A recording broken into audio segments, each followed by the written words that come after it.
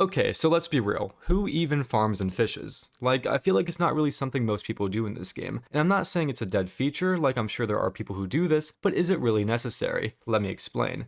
So a few days ago, I was just sitting around thinking about Zomboid stuff, as I do, and I realized, never once in my over 500 hours of gameplay have I ever once farmed or fished. Like, maybe I have for a video before, but never in an actual playthrough, and it made me wonder, am I just a weirdo who doesn't take advantage of these features, or is it more of a common thing? So of course, I did a poll and I was kinda surprised. So I asked if people farmed, fished, did both, or did neither, and a large portion of people, 44%, actually said that they did neither, so I felt very happy I wasn't the only farmless, fishless weirdo in Zomboid. 10% said they only fished, and 12% said they only farmed, while 35% said they dabbled in both. So why is this? You would think in the survival game there wouldn't be almost half of the gamer population not doing an important survival task such as these. Well, let me break it down for you. There is just no need to do these things. I feel like most people really don't need to farm and fish to survive because there is a lot of food in Zomboid, like a lot more than you'd expect to be in the apocalypse. It feels as if when the outbreak happened, everyone just either died instantly or decided to leave while leaving all their food at home. Every single kitchen in the game is completely stocked with food, and it really gives you the vibe that everyone just completely vanished. Like no one left and tried to take supplies with them,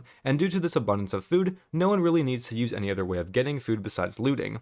If you looted every single kitchen in a town such as Rosewood, I got a good feeling that you would be stocked for the rest of the year. And when it comes to starvation, this makes the game very easy. There is just no risk of starving. Unless you have a playthrough going years and years long, and let's be honest, most players aren't surviving that long, or if you're just surviving on your own in the wild, you really will never need to farm or fish. And personally, this is something I don't like about the game. Now, loot rarity is something you can change in the settings when making a world, but for me that doesn't really fix this. I want the world to feel like it's moving without me being present. I want there to be houses that have already been looted. I want a feeling that there were people who lived here and tried to take as much as they could as they were leaving. As it is right now, the world feels like nothing is happening if you're not there. And there are these metagame events that help, but I think we need more. Houses that have been ravaged by looters that hold basically nothing, houses where you can tell the owners were trying to leave in a hurry and take as much as they could, just stuff like that could not only fix the overabundance of food in the game, but it would also make the world feel more lived in until the NPCs get added to the game. But anyways, that's just a little rant I wanted to go on about fishing and farming and how there's just too much food. But like I said, you can change the amount of loot that spawns in the settings,